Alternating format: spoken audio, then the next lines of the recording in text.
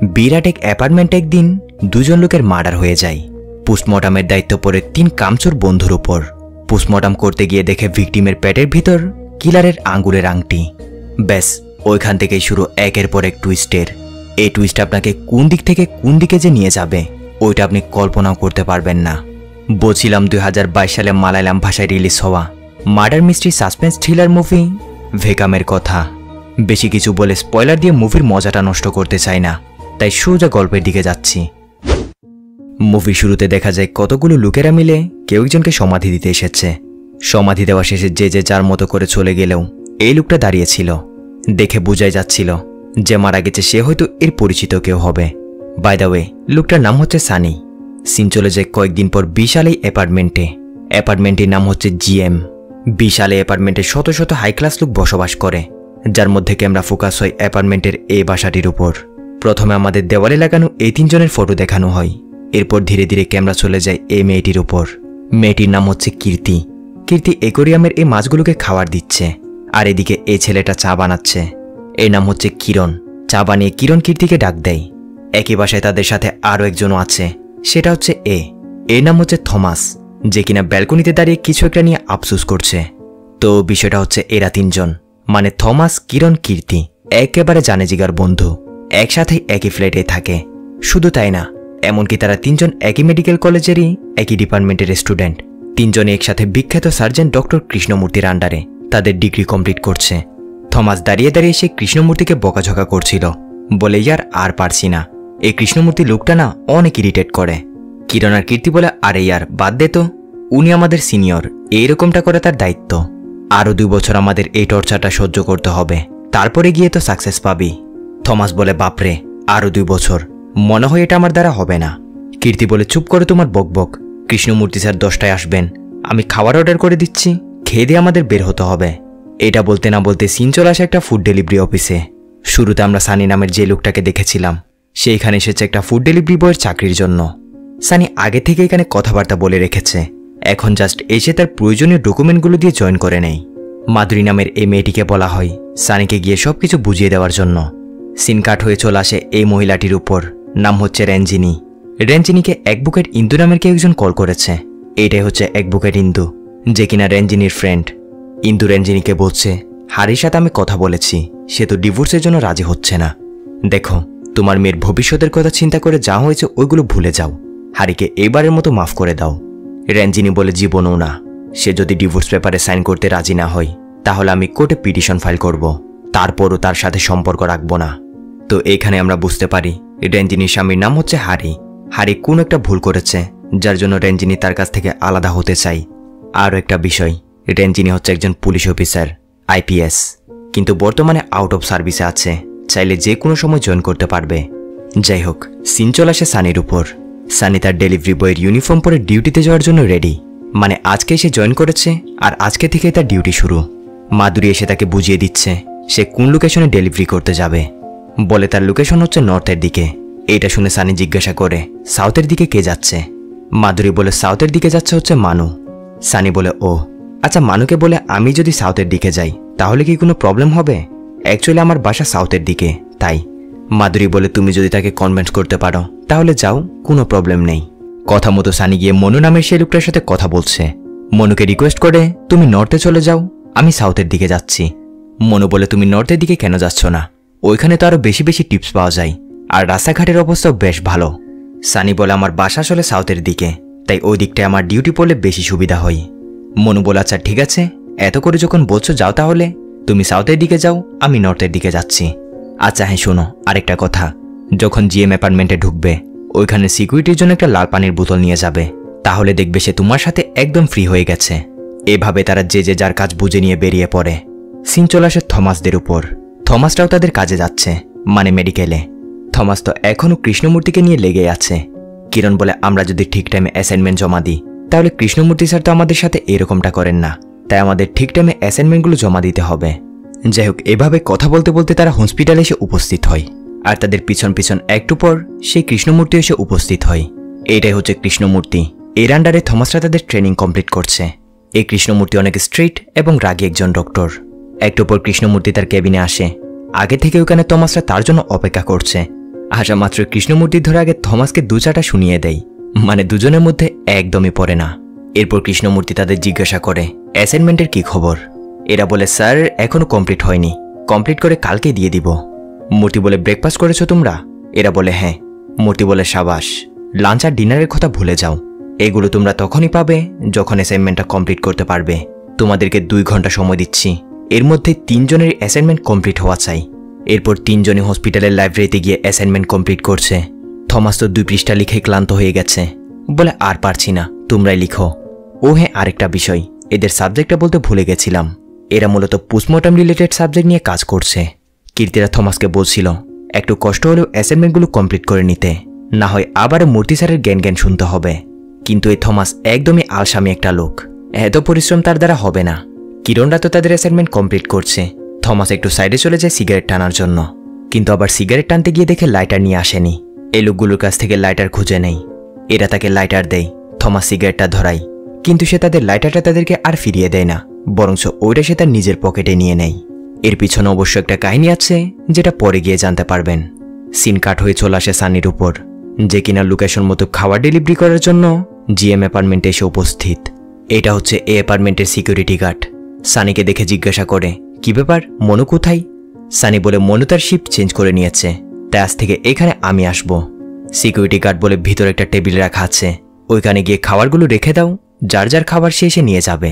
কথা মতো সানিও এইটাই করে। একটু পর সিকিউরিটি গার্ড এসে আস্তে করে তাকে জিজ্ঞাসা করে মনু কি তোমাকে আমার ব্যাপারে কিছু বলেনি? সানি বলে বলেছে তো, এই নিন আপনার জিনিস। এই বলে সানি তাকে একটা লাল পানির বোতল বের করে দেয়। সিকিউরিটি গার্ড তো চরম খুশি, বলে রাতের দিকে আসো না, দুজন একসাথে বসে মিলে টানবো, এখানে সব কিছু বন্দোবস্ত করা আছে। সানি বলে আমি তো এসব খাই না, কিন্তু তোমাকে কোম্পানি দেওয়ার জন্য নিশ্চয় আসবো। এই বলে সানি তার মতো করে চলে যায়। সিন একটু করে রেঞ্জিনির উপর আসে। রেঞ্জিনিকে মিডিয়া থেকে কেউ একজন কল করে বলছিল ম্যাডাম আমি অমুক চ্যানেল থেকে বলছি, শুনেছি আপনার এবং আপনার স্বামীর মধ্যে কোনো একটা বিষয় নিয়ে ঝগড়া চলছে, আপনি নাকি তার কাছ থেকে ডিভোর্স নিতে চান। আপনি যদি চান তাহলে আমরা এই বিষয়ে একটা নিউজ করতে পারি, আপনি কি বলেন? রেঞ্জিনি সাপ সাপ না করে দেয়, বলে কোনো দরকার নেই। এরপর সিন শিফট হয় রাতে সানিদের উপর। কথা মতো সানি আবারও জিএম অ্যাপার্টমেন্টে এসেছে ওই সিকিউরিটি গার্ডের সাথে বসে আড্ডা দেওয়ার জন্য। এ তো লাল পানি টাল পানি টেনে একেবারে টাললি। সানি কিন্তু সব খায় না, ভালো ছেলে। কৌশলে গার্ডকে জিজ্ঞাসা করে আচ্ছা এখানে তোমরা কতজন কাজ করো? গার্ড বলে আরে কতজন কোত্থেকে, আমি ওয়ান ম্যান আর্মি, একাই সবকিছু দেখাশোনা করি। সানি বলে ও টয়লেটটা কোন দিকে, আমি একটু 1 নাম্বার যাব। এ বলে 1 নাম্বার 2 নাম্বার 3 নাম্বার 4 নাম্বার যে এখানে খুশি যাও, টয়লেট ওই দিকে। তো কথা মতো সানি উঠে টয়লেটের দিকে যাচ্ছে, কিন্তু এইখানে আমরা দেখি সে আসলে টয়লেটে যায় না, চুপি চুপি যাচ্ছে হচ্ছে সিসিটিভি অপারেটর রুমে। পরিষ্কার বোঝা যাচ্ছিল তার উদ্দেশ্য অন্য কিছু। সিন কাট হয়ে চলে আসে থমাসদের উপর। যদিও একটু সময় লেগেছে, তারপরও কিরণ এবং কীর্তি তো অ্যাসাইনমেন্ট কমপ্লিট করে নিয়েছে, কিন্তু বেচারা আলসির দাদা থমাস কমপ্লিট করেনি। কৃষ্ণমূর্তিকে কোন রকমের একটা বাহানা দিয়ে বাঁচার চেষ্টা করছিল, কিন্তু কৃষ্ণমূর্তি তাকে কালকের ভিতরেই আজকের অ্যাসাইনমেন্টটা কমপ্লিট করতে বলে তো বলে, সাথে উপর থেকে এক্সট্রা আরও অনেকগুলো অ্যাসাইনমেন্ট ধরিয়ে দেয়। এবার ঠেলা সামলাও। যাই হোক সিন একটু করে রেঞ্চিনির উপর আসে, যে কিনা বসে বসে তার স্বামী এবং তার কিছু পিকচার দেখছিল, সাথে এটাও ভাবছিল তার স্বামী হারি তার সাথে কোনো একটা অপরাধ করেছে, যার জন্য সে হারিকে সবার সামনে খসে একটা থাপ্পড়ও দিয়েছিল।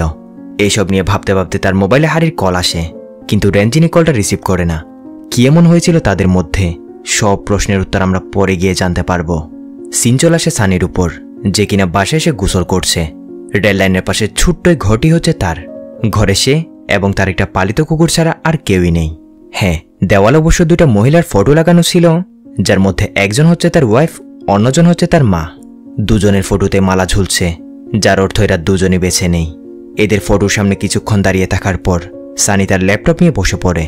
ল্যাপটপে সিসিটিভি ক্যামেরা নিয়ে কিছু একটা রিসার্চ করছিল। অনেকক্ষণ ধরে সে এরকম রিসার্চ করেই যায়।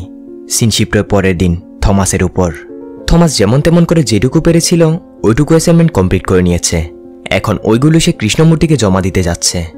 যাওয়ার সময় এই ছেলেটা তাকে বলে থমাস তোরা তো এখন নিশ্চিন্তে 2 দিন এনজয় করতে পারবি।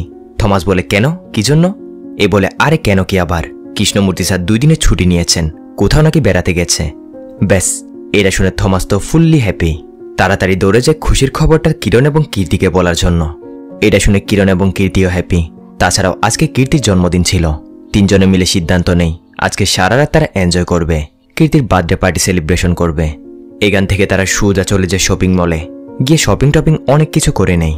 এরপর সিন শিফট হয় রাতে, ঘড়িতে বরাবর রাত 12টা বাজে। এদিকে কীর্তি তার জন্মদিনের কেক কাটে, তিনজনে মিলে অনেক এনজয় করছিল। অন্যদিকে আমরা সানিকে দেখি, যে কিনা জিএম অ্যাপার্টমেন্টের পিছনের দিকে এসে উপস্থিত। কেউ না দেখে মতো চুপি চুপি ব্যাগ থেকে তার ল্যাপটপটা বের করে এদিক সেদিক কিছুক্ষণ গুতুগুতি করে পুরো অ্যাপার্টমেন্টের সবগুলো সিসিটিভি হ্যাক করে ফেলে। এ থেকে আমরা বুঝতে পারি ওই দিন সে কেন অ্যাপার্টমেন্টের সিসিটিভি অপারেটর রুমে ঢুকেছিল। এদিকে সে এত কিছু করে ফেলছে, ওইদিকে সিকিউরিটি গার্ডের কোনো খবর নেই, কারণ এ হচ্ছে আরেক কামচোর। কখন কোথায় চলে যায় সে নিজেও জানে না। এইসব করার পর সানি পিছনের দিক দিয়ে অ্যাপার্টমেন্টের ভিতরে ঢুকে পড়ে, যাচ্ছে হচ্ছে অ্যাপার্টমেন্টের সার্ভার রুমে, যেখানে বিদ্যুতের লাইন টাইন ওইগুলো ছিল। এসে জিএম অ্যাপার্টমেন্টের বিদ্যুতের মেন সুইচটা অফ করে দেয়, সাথে সাথে পুরো বিল্ডিংয়ের সবগুলো লাইট বন্ধ হয়ে যায়। তো আমরা যেমনটা জানি থমাসরাও এই জিএম অ্যাপার্টমেন্টে ছিল। এখন পার্টির মাঝখানে লাইট চলে যায়, তাদের মাথা তো 100-100। এদিকে এইসব করার পর সানি সিঁড়ি দিয়ে উপরে উঠছে, দেখে বোঝাই যাচ্ছিল উদ্দেশ্য তেমন একটা ভালো না। কেউ একজনের বাসার দরজায় নক করছে। এদিকে কিরণরা বলছিল আমি গিয়ে নিয়ে আসবো নাকি তুই যাবি। থমাস বলে তুই দাঁড়া, আমি যাচ্ছি।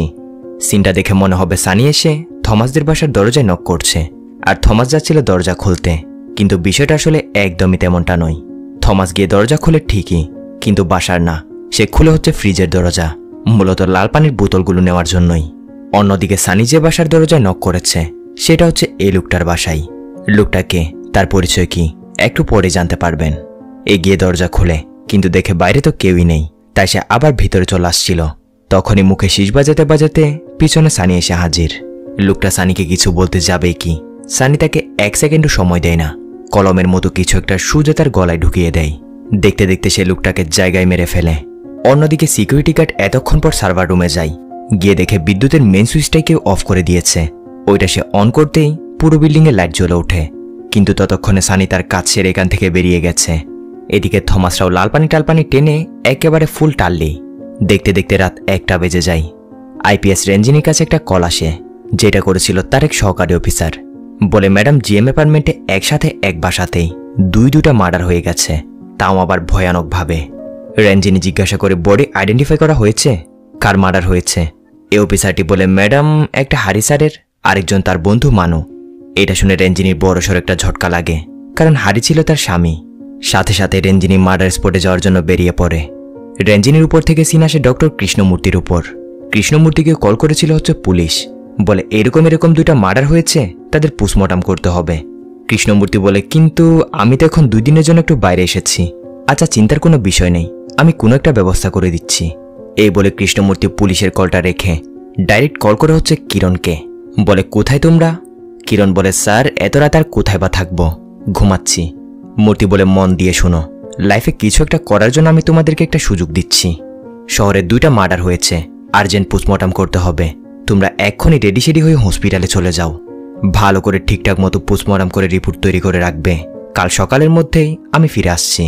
কিরণরা কৃষ্ণমূর্তিকে নাও করতে পারে না, বলে ঠিক আছে স্যার আপনি চিন্তা করবেন না, কাজটা আমরা করে ফেলবো।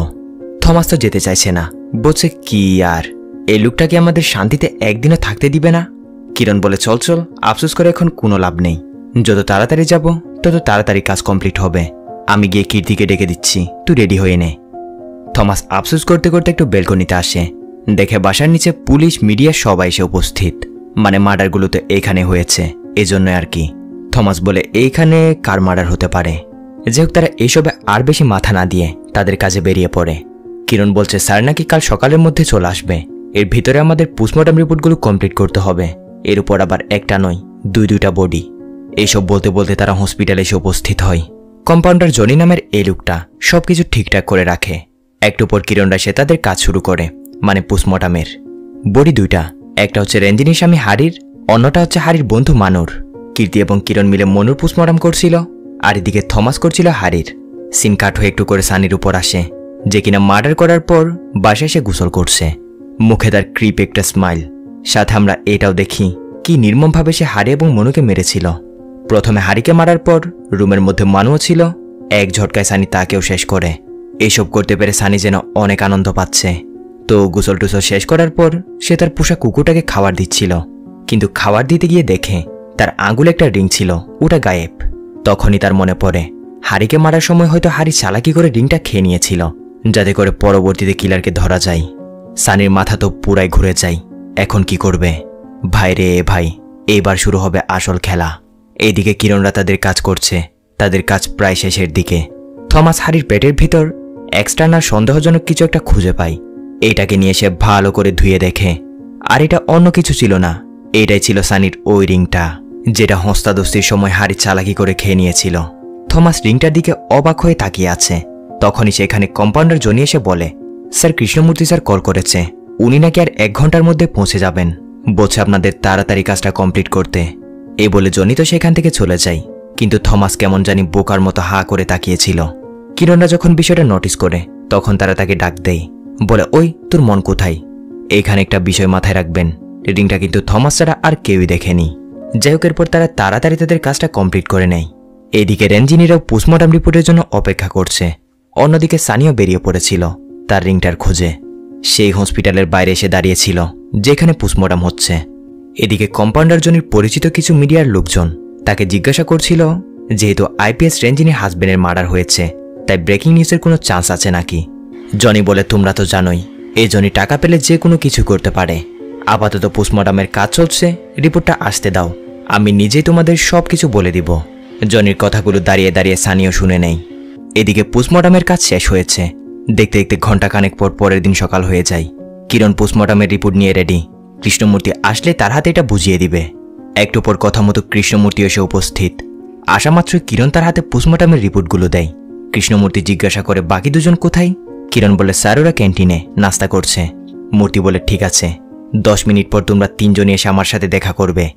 ওইদিকে থমাসটা এখন রিল্যাক্স করছিল। থমাস বলছে, আমার এখন অনেক ভালো লাগছে, দেখো আমরা কৃষ্ণমূর্তি স্যারের সহযোগিতা ছাড়াও পোস্টমর্টম করতে পারি। কীর্তি বলে, এর পুরো ক্রেডিট আমাদের মূর্তি স্যারকে দিতে হবে, উনি তো আমাদের এই সুযোগটা করে দিয়েছেন। থমাস বলে, আমি শুধু শুধু উনাকে বকাঝকা করি, ভালো করে দেখলে উনি কিন্তু খারাপ লোক না। যাই হোক, একটু পর কিরণ এসে তাদের সাথে যোগ দেয়। বলে, রিপোর্ট পেয়ে স্যার খুশি তো হয়েছেন, কিন্তু 10 মিনিট পর আমাদের 3 জনকে দেখা করতে বলেছে। থমাস বলে, আবার কি বলবে কি জানি, চল সাইডে গিয়ে একটু টেনশন দূর করে আসি, মানে সিগারেট টেনে আসি। তো তারা যাচ্ছেই থমাস সিগারেট নেওয়ার জন্য প্যান্টের পকেটে হাত দেয়, আর পকেটে হাত দিতে সে স্তব্ধ হয়ে দাঁড়িয়ে পড়ে, কারণ পকেটের ভিতরে সেই রিংটা। কখন যে থমাস রিংটা পকেটে নিয়ে নিয়েছিল ওটা সে নিজেও জানে না, যার অর্থ পোস্টমর্টম রিপোর্টে রিংটার কথা উল্লেখ করা হয়নি। 3 জনেরই মাথার উপর যেন আকাশ ভেঙে পড়ার মতো অবস্থা। কৃষ্ণমূর্তি স্যার যে এখন তাদের কি অবস্থা করে ওইটা তারা নিজেরাও জানে না।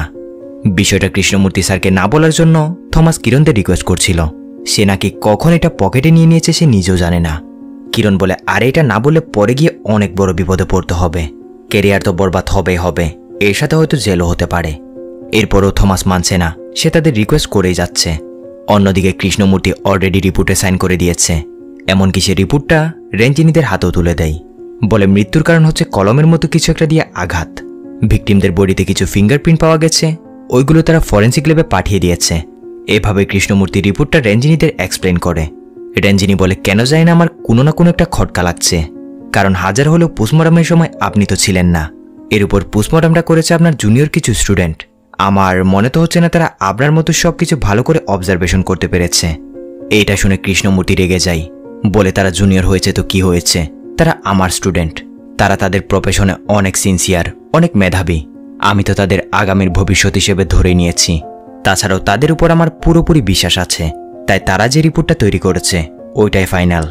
কিরণদের উপর কৃষ্ণমূর্তির এতটাই কনফিডেন্ট দেখে কিরণরা তো হা করে তাকিয়েছিল, সাথে মনে মনে এইটাও ভাবছিল এখন যদি তারা সত্যিটা বলে দেয় তাহলে তাদের কৃষ্ণমূর্তি স্যারের মাথাটাও নিচু হবে, সাথে তার ভরসাটাও ভেঙে যাবে। তাই তারা বিষয়টা আর বলে না। কিরণ রিংটা থমাসকে দিয়ে দেয়। রেঞ্জিনি ও কৃষ্ণমূর্তিকে সরি বলে রিপোর্টটা নিয়ে চলে যায়। কৃষ্ণমূর্তি থমাসদেরকে গুড লাক জানাচ্ছে, মানে তারা কাজটা করেছে একদম ঠিকঠাকভাবে। কিন্তু ওইটা তো সে আর জানে না থমাস যে এত বড় একটা কাণ্ড করে বসেছিল। থমাস কি করে ভয়ে তাড়াতাড়ি রিংটা ওইখানে একটা ডাস্টবিনের ভিতর ফেলে দেয়। ভাবছিল এটা করে তারা এখন মুক্ত, কিন্তু আসল প্রবলেম তো এখন থেকে শুরু হবে। সিন চলে আসে পুলিশ অফিসার রেঞ্জিনিদের উপর, যারা কিনা আজকেও জিএম অ্যাপার্টমেন্টে এসে উপস্থিত। এসে বাসার ভিতর মার্ডার স্পটগুলো চেক করছে। সিসিটিভি অপারেটর রুমে গিয়ে জানতে পারে ওই ফ্ল্যাটের সিসিটিভি ক্যামেরা হ্যাক করে নেওয়া হয়েছে। রেঞ্জিনি বলে, আমি শিওর এই কিলার এখন আমাদের উপর নজর রাখছে, আমাদের প্রত্যেকটা মুভমেন্ট সে ফলো করছে। কথা মতো আমরা সেটাই দেখি। সবগুলো ক্যামেরা হ্যাক করে নিয়ে সানি ল্যাপটপের সামনে বসে আছে। অন্যদিকে থমাসরাও তাদের বাসায় আসছিল। বাইরে পুলিশের এতগুলো গাড়ি দেখে ভয় পাচ্ছে। কিরণ বলে আমাদের ভয় পেলে চলবে না, যদি আমরা ভয় পাই তাহলে আমরা ধরা খেয়ে যাব। পুলিশ এবং সবার সামনে আমাদের নর্মাল থাকতে হবে। রেঞ্জিনিরা এখান থেকে আসার সময় থমাসদের দেখে, থমাসের বিহেভিয়ার দেখে তার উপর একটু একটু সন্দেহ হচ্ছে, কিন্তু রেঞ্জিনি এখন তাদের কিছুই বলে না, চুপচাপ ওইখান থেকে চলে যায়। যেতে যেতে তার সহকারী অফিসারদের বলে, এরা তিনজনই তো পোস্টমর্টম করেছে তাই না? এরা বলে, জি ম্যাডাম, তিনজন এক বাসাতেই থাকে। যাই হোক, এখান থেকে সিন চলে যায় রাতে হসপিটালের ওই কম্পাউন্ডার জনির উপর। জনি নেশায় ঢলে ঢলে পড়ছে, গান করতে করতে বাসার দিকে ফিরছিল। রাস্তায় জমে থাকা পানির রিফ্লেকশনে দেখা যায় জনির পিছনে কিলার সানি তাকে ফলো করছে। এমনকি শুধু ফলো করে না, একটা বস্তায় জনির মুখ ঢুকিয়ে তাকে প্রচণ্ড মারধর করে। কেন সে কম্পাউন্ডার জনিকে মারছে ওইটা একটু পরে জানতে পারবেন। সিন একটু করে পুলিশ স্টেশনে রেঞ্জিনিদের উপর আসে। রেঞ্জিনি তার সহকারী অফিসারদের জিজ্ঞাসা করছে ফরেন্সিক রিপোর্ট এসেছে নাকি। এরা বলে, জি ম্যাডাম, হারিদের বডিতে পাওয়া ফিঙ্গারপ্রিন্টসগুলোর রিপোর্ট চলে এসেছে, কিন্তু ওইগুলো আমাদের লিস্টের কারোর সাথে ম্যাচ করছে না। রেঞ্জিনি বলে, আমার কেন যায় না মনে হচ্ছে এই পোস্টমর্টম রিপোর্টে কোনো না কোনো একটা গড়বড় আছে। যে তিনজন পোস্টমর্টম করেছে তাদের ডিটেলস বের করো। এই অফিসারটি বলে, ম্যাডাম, অ্যাপার্টমেন্টের সিকিউরিটি গার্ড থেকে জিজ্ঞাসা করে জানতে পেরেছি যেদিন রাতে মার্ডার হয়েছিল ওই দিন রাতে এরা তিনজন বাসায় কোনো একটা পার্টি করছিল। পার্টিতে প্রচুর পরিমাণে ড্রিঙ্কসও করেছে আর এই অবস্থাতে পোস্টমর্টম করেছে। তাই এটা নিশ্চিত বলা যায় কোনো না কোনো একটা ভুল তো তারা নিশ্চয় করেছে। যাক, এটা শুধুমাত্র রেঞ্জিনিদের সন্দেহ, এরকম ফরেন্সিক ডক্টরের উপর অ্যাকশন নেওয়া অতটাও সহজ না। সিন চলে আসে হসপিটালে তিনজনের উপর। কাল রাতে কম্পাউন্ডার জনিকে কেউ মেরে তার অবস্থা টাইট করে দিয়েছে। তাই থমাসরা জনিকে দেখতে এসেছে, কারণ জনি ছিল তাদের কাছের লোক, মানে কাজের ক্ষেত্রে। এসে জনিকে জিজ্ঞাসা করে, কি হয়েছে, আপনার এই অবস্থা কে করলো? জনি বলে, রাতে ডিউটি শেষ করে আমি বাসায় যাচ্ছিলাম, তখনই পিছন থেকে কেউ একজন এসে আমার মুখে একটা বস্তা পেঁচিয়ে দেয়। এরপর আমাকে অনেক মারধর করে, বারবার কোনো একটা রিংয়ের কথা জিজ্ঞাসা করছিল, সাথে এইটাও পোস্টমর্টম কে করেছে। আমার মাথায় তো কিছু ঢুকছিল না। পোস্টমর্টমের নাম শুনে ভয়ে আমি কৃষ্ণমূর্তি স্যারের নাম বলে দিই। এরপর লোকটা আমাকে মারধর করে ওই অবস্থাতে রেখে চলে যায়। তো এরা এইসব নিয়ে কথা বলছিল, তখনই কিরণ এখানে একটা মোবাইল নোটিস করে। মোবাইলটা হাতে নিয়ে দেখে কেউ একজন কল করে এতক্ষণ তাদের সব কথাগুলো শুনছিল, আর এটা অন্য কেউ ছিল না, এরা রেঞ্জিনিরাই ছিল। জনি বলে, আপনাদের আসার আগে পুলিশও এখানে এসে আমার কাছ থেকে জিজ্ঞাসাবাদ করছিল, হয়তো তারাই মোবাইলটা ভুলে রেখে গেছে। কিন্তু কিরণরা তো বুঝে যায় ভুলে না, বরঞ্চ রেঞ্জিনিরা চালাকি করে এটা রেখে গেছে। কিরণরা গিয়ে রেঞ্জিনিদের মোবাইল তাদেরকে ফিরিয়ে দেয়।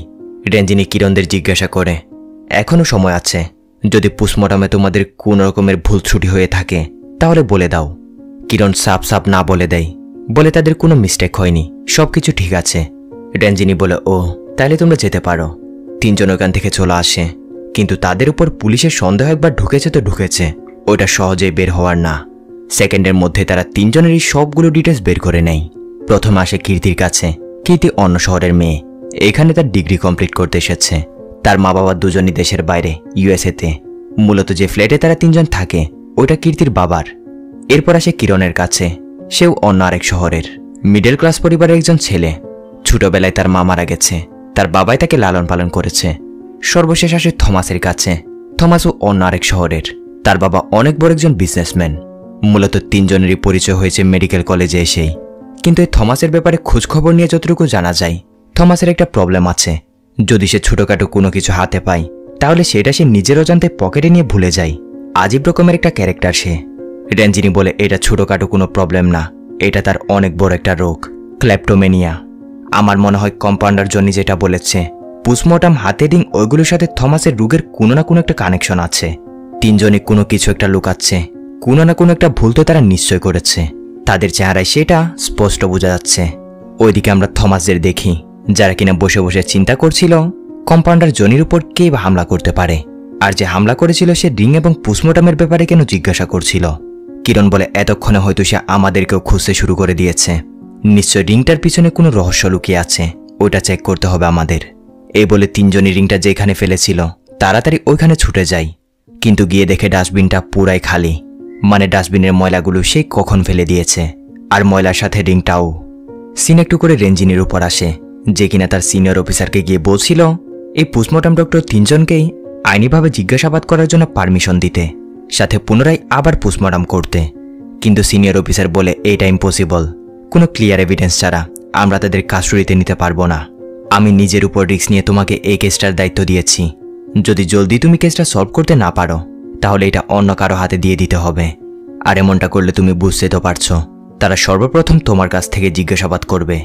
রেঞ্জিনি বলে, আই নো স্যার, হারির সাথে আমার পার্সোনাল প্রবলেমের সূত্র ধরেই সবাই আমাকেই সন্দেহ করছে, কিন্তু আমি ওই কিলারকে খুঁজে বের করবই, আর এটা প্রমাণ করে ছাড়ব আমি নির্দোষ। সিন চলে যায় রাতে। থমাস কিরণদের বলছিল, এই সব প্রবলেমগুলো আমার জন্যই হচ্ছে। কি হয় না কি হয় আমার ভয় করছে। আমি পুলিশদেরকে সব বলে দিব, এটা আমার শাস্তি হলে হোক। কিরণ বলে, এক কাজ করি, পুলিশকে বলার আগে এই বিষয়ে আমরা কৃষ্ণমূর্তি স্যারের সাথে কথা বলে দেখি। এক্ষুনি মূর্তি স্যারকে কল কর, সবকিছু খুলে বল। কথা মতো থমাস কৃষ্ণমূর্তিকে কল করে। কৃষ্ণমূর্তি তখন মাত্র বাসায় ঢুকছিল। থমাস বলে, স্যার, আমরা অনেক বড় একটা ভুল করে ফেলেছি। কৃষ্ণমূর্তি জিজ্ঞাসা করে, কি করেছ, কি হয়েছে? থমাস সবকিছু বলতে যাবেই কি, কৃষ্ণমূর্তি বাসায় ঢুকে দেখে পুরো বাসা অন্ধকার, লাইটের সুইচগুলো কাজ করছে না। থমাসকে একটু হোল্ডে রেখে সুইচগুলো নিয়ে গুতোগুতি করছে। ঠিক তখনই তার পিছনে এন্ট্রি হয় সানির। কোনো কথা ছাড়াই সানি কৃষ্ণমূর্তির উপর হামলা করে দেয়। ওই দিক থেকে থমাসরা সব কিছু শুনতে পাচ্ছে, কিন্তু কোনো কিছু করতে পারছে না। কৃষ্ণমূর্তির চিৎকার চেঁচামেচি শুনে বোঝা যাচ্ছিল সানি তাকে অনেক মারধর করছে। সিন কাট হয়ে চলে যায় পরের দিন হসপিটালে কৃষ্ণমূর্তির উপর। তার অবস্থা অনেক খারাপ, এখনো বেহুশ হয়েছিল। কিরণরা তার জন্য মন খারাপ করে বাইরে দাঁড়িয়ে আছে। খবর পেয়ে ইনভেস্টিগেশনের জন্য সেখানে রেঞ্জিনিরা এসে উপস্থিত। রেঞ্জিনি বলে, কৃষ্ণমূর্তির সাথে কথা বলার আগে আমি ওই তিনজনের সাথে কথা বলতে চাই, মানে থমাসদের সাথে। কথা মতো এইটাই করে। তিনজনকে বসিয়ে জিজ্ঞাসা করে, সত্যিটা বলো আমাদের, তোমরা কি লুকাচ্ছ? কিছু না কিছু একটা তো নিশ্চয় আছে।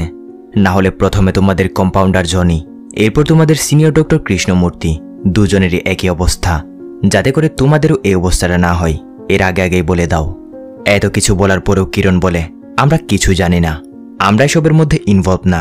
কিন্তু একটা কথা আমি গ্যারেন্টি দিচ্ছি, এই কিলার যদি আমাদের কাছে আসে তাহলে তার আর রক্ষে নেই।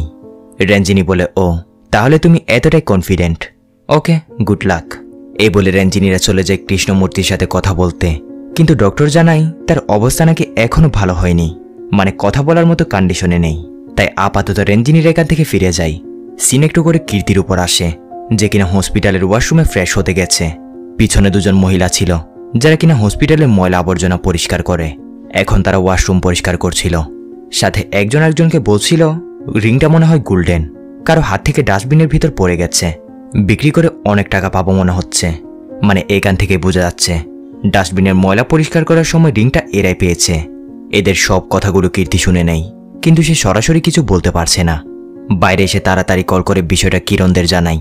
কিরণ বলে, শোনো, যদি সরাসরি তুমি রিংটা খুঁজতে যাও তাহলে তারা সেটা জীবনও দিবে না। এক কাজ করো, কিছু টাকা দিয়ে সেটা নিতে পারো কিনা দেখো।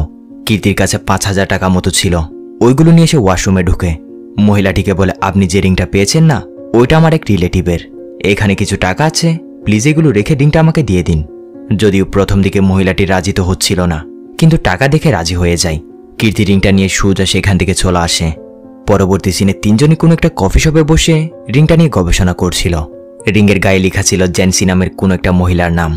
এখন জেন্সি নামের কাউকে খুঁজতে গেলে শহরে তো হাজার হাজার জেন্সি নামের মেয়ে আছে, তারা ধরবে তো কাকে ধরবে? আদৌ কি এরকম রিং দিয়ে কাউকে খুঁজে বের করা কি সম্ভব হবে? তারা এইসব নিয়ে কথা বলছিল। পিছন থেকে এই লোকটা বলে ওঠে, অবশ্যই সম্ভব, জাস্ট মাত্র একদিন সময় লাগবে, তোমরা দায়িত্বটা আমাকে দাও। এ বলে লোকটা কিরণদের তার পরিচয় দিতে শুরু করে। বলে সে নাকি ছোটখাটো একজন ডিটেকটিভ, নাম হচ্ছে মার্টিন।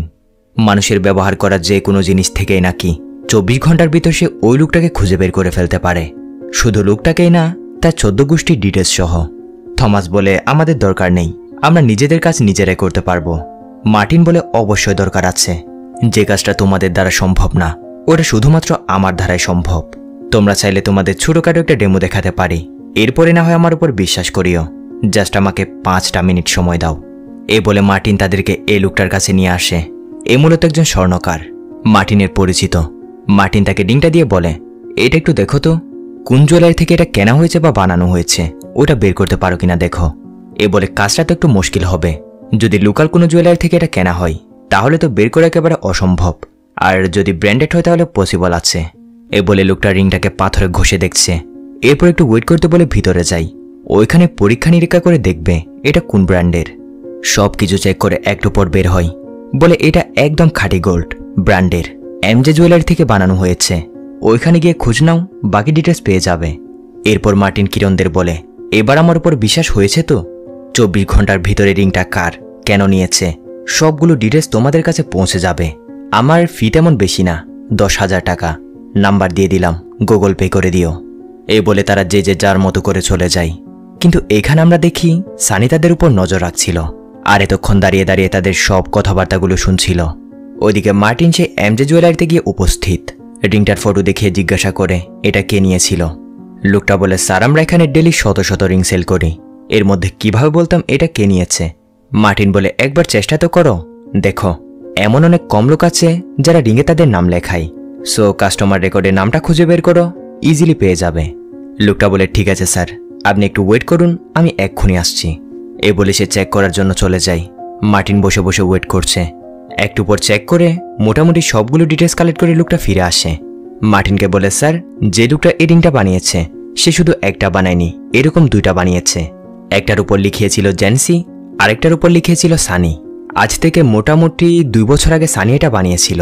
তার সবগুলো ডিটেলস এখানে দেওয়া আছে। তো মার্টিন ডিটেলসগুলো কালেক্ট করে সেখান থেকে বেরিয়ে যায়। অন্যদিকে আমরা সানিকে দেখি যে কিনা ওই স্বর্ণকাঠিকে ধরে খারাপভাবে টর্চার করছিল। যে হাত দিয়ে সে পাথরের রিংটা ঘষেছিল, সানি তার সে হাতটা পাথরে ঘষে ঘষে তাকে টর্চার করছে। সাথে বলছিল, পাথরে ঘষাঘষি করতে তোর ভালো লাগে তাই তো, এবার মজা বোঝ। ওইদিকে আমরা মার্টিনকে দেখি যে কিনা সানির অ্যাড্রেস মতো এই লোকেশনে এসে উপস্থিত। এসে এখানে লোকজনের কাছে জিজ্ঞাসা করছিল এখানে কি আশেপাশে সানি নামের কেউ আছে নাকি। এই লোকটা বলে, সানি? আপনি কোন সানির কথা বলছেন? যার ওয়াইফ কিছুদিন আগে আত্মহত্যা করে নিয়েছিল সে সানি? কিন্তু সে তো আর এখানে থাকে না।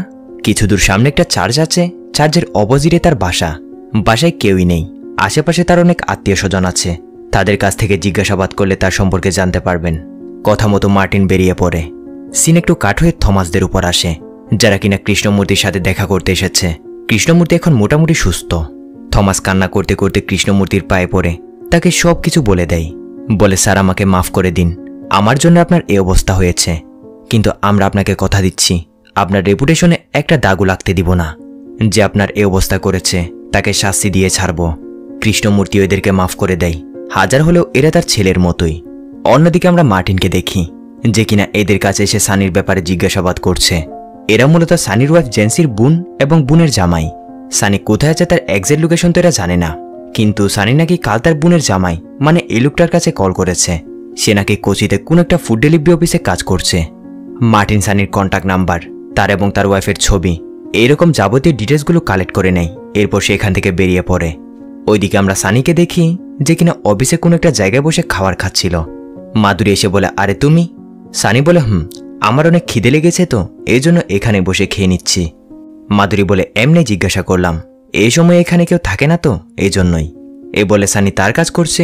এদিকে মাধুরী মোবাইলে কারোর সাথে কথা বলছিল, চুপি চুপি বলছিল, হ্যাঁ জানো রাতে বাসায় কেউই থাকবে না, তুমি চলে আসিও। এইটা শুনে সানি আজবভাবে মাধুরীর দিকে তাকিয়ে আছে। মাধুরী বলে, এ কি, তুমি এভাবে কেন তাকিয়ে আছো? এইসব তো আজকাল নর্মাল ফ্যাশন হয়ে গেছে। সানি বলে, তোমার স্বামী কি এ ব্যাপারে জানে? মাধুরী বলে, সে কেন জানতে যাবে, এইটা তো আমার পার্সোনাল চয়েস। মানে স্বামী থাকা সত্ত্বেও মাধুরীর কারোর সাথে ইটিস পিটিস চলছে। সানি তাকে আর কিছুই বলে না, জাস্ট তার দিকে এভাবে তাকিয়েছিল। সাথে খাওয়া দাওয়া শেষ করে যেতে যেতে মাধুরীকে সে সিলিংয়ের সাথে লটকিয়ে দিয়ে চলে যায়। মানে মাধুরীর সাথে সে কি করেছে বুঝতে তো পারছেন, তার উপরে টিকিট কেটে দিয়েছে। সিন চলে আসে থমাসদের উপর, যারা কিনা মার্টিনের কলের জন্য অপেক্ষা করছে। একটু পর মার্টিন কল করে বলে, যে লোকটা রিংটা কিনেছিল তার অ্যাড্রেস, ডিটেলস, ছবি সবগুলো হোয়াটসঅ্যাপে সেন্ড করে দিয়েছি। আমার কাজ শেষ, তোমাদের সাথে পরে দেখা হবে। এদিকে কীর্তিরা ফটো এবং ডিটেলসগুলো আসার জন্য অপেক্ষা করছে। অন্যদিকে আমরা মার্টিনকে দেখি যে কিনা পুলিশ স্টেশনে এসে কেউ একজনকে সেলুট করছে। আর এটা অন্য কেউ ছিল না, এটা ছিল রেঞ্জিনি। আমাদের বুঝতে আর দেরি হয় না, মার্টিনকে থমাসদের পিছনে লাগিয়েছিল রেঞ্জিনিরাই। মূলত মার্টিন হচ্ছে একজন পুলিশের লোক। এখন তাদের কাছে পুরো কেসটাই ক্লিয়ার। রেঞ্জিনি তার সিনিয়র অফিসারকে পুরো বিষয়টা ক্লিয়ার করছে। কিলার সানি দুবাইয়ে 7 বছর যাবৎ সিসিটিভি অপারেটর হয়ে কাজ করেছে, আর বর্তমানে এখানে একজন ফুড ডেলিভারি বয়ের। এটা হচ্ছে সানির মা মেরি। সানি যখন নাকি 15 বছরের ছিল তখন তার মা হত্যা করে নিয়েছিল। আর এটা হচ্ছে সানির ওয়াইফ জেন্সি। কিছুদিন আগে সেও একইভাবে আত্মহত্যা করেছে। কিন্তু আমি শিওর সানির মা এবং তার ওয়াইফের মৃত্যু কোনো আত্মহত্যা নয়। এগুলো ছিল ওয়েল প্ল্যানেড মার্ডার, যেগুলো সানি নিজেই করেছে। সিনিয়র অফিসার জিজ্ঞাসা করে কিন্তু কেন? রেঞ্জিনি বলে আনকন্ডিশনাল লাভ। সানি ছোটবেলায় তার বাবাকে হারিয়েছে। যখন সে 15 বছরের ছিল তখন তার মা দ্বিতীয় বিয়ে করার সিদ্ধান্ত নেয়, যেটা সানির একদমই সহ্য হয়নি। আর বিয়ের আগের দিন তার মায়ের লাশ পাওয়া যায় ঘরের সিলিংয়ের সাথে লটকানো অবস্থায়। এরপর সানির লাইফে যে মহিলাটি এসেছে ওইটা ছিল তার ওয়াইফ জেন্সি। জেন্সি আসার পর সানির লাইফ একদমই চেঞ্জ হয়ে যায়। জেন্সিকে সে অনেক ভালোবাসত, কিন্তু জেন্সিও ছিল ওই টাইপের মেয়ে, স্বামী থাকা সত্ত্বেও পরপুরুষের সাথে মেলামেশা করত। আর সে পরপুরুষগুলো অন্য কেউ ছিল না, এরা ছিল আমার স্বামী হারি এবং তার বন্ধু মানু। এই জন্যই তো হারিকে আমি থাপ্পড় মেরে তার থেকে আলাদা হয়ে গেছি। কিন্তু সানি হচ্ছে পুরাই সাইকো। তার বইয়ের সাথে অন্য কারো মেলামেশা এটা তার একদমই সহ্য হয় না, যার কারণে সে প্রতিশোধটা অন্যভাবেই নেয়। প্রথমে তার নিজের ওয়াইফকে শেষ করে, এরপর হারি এবং মনুকে। মূলত এটাই হচ্ছে মেন ঘটনা। সিন চলে আসে কীর্তিদের উপর। কীর্তি হোয়াটসঅ্যাপে মার্টিনের পাঠানো ডিটেলসগুলো চেক করছে। ওইদিকে দরজায় কেউ একজন নক করছিল, সাথে দরজাও খুলতে গেছে। আর দরজা খুলে দেখে এইটা অন্য কেউ নয়, এইটা ছিল সানি। মার্টিন তাদেরকে যার ফটো দিয়েছে। সানি এসে কোনো কথা ছাড়াই বাসার ভিতরে ঢুকে পড়ে। থমাসরা তো তাকে দেখে ভয়ে একেবারে কাতর। সানি বলে, আমি তোমাদের কোনো ক্ষতি করব না যদি তোমরা ভালোই ভালো আমার রিংটা আমাকে দিয়ে দাও। যদি তেরামো করো তাহলে ওইভাবে মারব যেভাবে নিজের হাতে মা এবং নিজের ওয়াইফকে মেরেছি। এভাবে সানি এদেরকে ভয় দেখাচ্ছে। ওইদিকে রেঞ্জিনিরা সানির মোবাইল নাম্বার ট্রেস করে তার লোকেশন বের করে নিয়েছে। এমনকি লোকেশন অনুযায়ী রেঞ্জিনির সাথে সাথে বেরিয়েও পড়ে। ওইদিকে থমাস চালাকি করে সানিকে মারতে যাচ্ছিল, কিন্তু সানি সেটা ধরে ফেলে এবং উল্টো থমাসদের ধরে উদুম মারতে শুরু করে দেয়। এক ঝটকায় সানি থমাস এবং কীর্তিকে মেরে তাদের অবস্থা খারাপ করে দিয়েছে। এখন চলছে হচ্ছে কিরণ এবং সানির মধ্যে। এদিকে থমাসের তো এমন অবস্থা হয়ে গেছিল উঠো দাঁড়াতে পারছে না। কিরণকেও সানি অনেক মারে, তারপরেও কিরণ কোনো রকম সানিকে মেরে ধরে রুম একটাতে বন্ধ করে দেয়। এরপর তাড়াতাড়ি এসে থমাস এবং কীর্তিকে অন্য আরেকটা সেফ রুমে নিয়ে যায়, বলে তোমরা জাস্ট 5 মিনিট ওয়েট করো, আমি গেমটা শেষ করে আসছি। রুমের দরজা ভেঙে সানি বের হয়ে গেছে। আবারও কিরণ এবং দুজনের মধ্যে ফাইট শুরু হয়ে যায়। কিরণ এখানে চালাকি করে একটা সার্জিক্যাল নাইফ দিয়ে চোখের পলকে সানির হাত কেটে দেয়। এরপরও সানি থামছে না। একটুর জন্য কিরণকে তো জানেই মারতে যাচ্ছিল। তখনই এখানে রেঞ্জিনি এসে উপস্থিত। এবার রেঞ্জিনি এবং সানির মধ্যে একটা ফাইট শুরু হয়ে যায়, যার এক পর্যায়ে রেঞ্জিনি তার মেশিন বের করে সানিকে জায়গায় খাল্লাস। সানিও শেষবারের মতো তার ওয়াইফের কথা ভাবতে ভাবতে উপরে চলে যায়। কেসটা এইখানেই ক্লোজ। বাইরে আসতে মিডিয়া রেঞ্জিনিকে জিজ্ঞাসা করে, ম্যাডাম সবাই বলছে যে 3 ফরেন্সিক ডক্টর পোস্টমর্টম করেছে, মার্ডারে তাদেরও হাত আছে, এটা কি সত্য? রেঞ্জিনি বলে, না, মার্ডারে তাদের কোনো হাত নেই, এটা পুরোপুরি একটা মিথ্যা প্রচার। এসব বলে রেঞ্জিনি এখান থেকে চলে আসছিল। তখনই তার সহকারী অফিসার তাকে বলে, ম্যাডাম আমরা সানির হাতের রিংটা এখনো খুঁজে পাইনি। এটা শুনে রেঞ্জিনি এক নজর থমাসদের দিকে তাকায়। সাথে আমরাও দেখি রিংটা থমাসটা কৃষ্ণমূর্তিকে দিয়ে দিয়েছে। আর কৃষ্ণমূর্তি অবশ্য তার রেপুটেশন বাঁচানোর জন্য রিংয়ের এই ব্যাপারটা জীবনও বাইরে আসতে দিবে না। দেখতে দেখতে আজকের মুভিটাও এইখানেই শেষ হয়ে যায়। ভিডিও ভালো লাগলে লাইক, কমেন্ট, শেয়ার এবং চ্যানেলটিকে সাবস্ক্রাইব করে দিবেন।